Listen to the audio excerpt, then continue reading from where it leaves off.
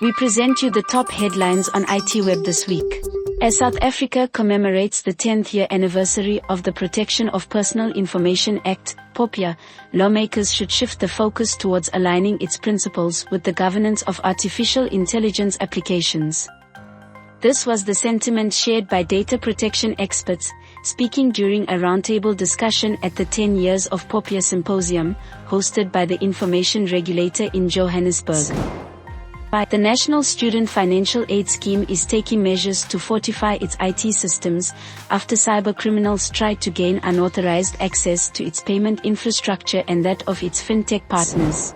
Fiber company Maziv is creating fiber entrepreneurs in the township of Alexandra through its Vuma-Key product.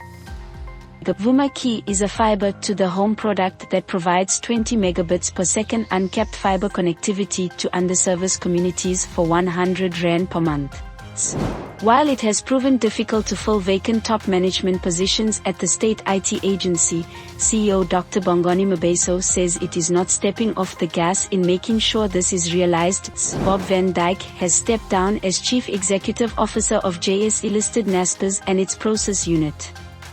Naspers made the announcement this week, saying Van Dijk will be replaced by Chief Investment Officer Irvin Tu on an interim basis. For more news, visit itweb.co.za. itweb.co.za. Also, don't forget to subscribe to our YouTube channel.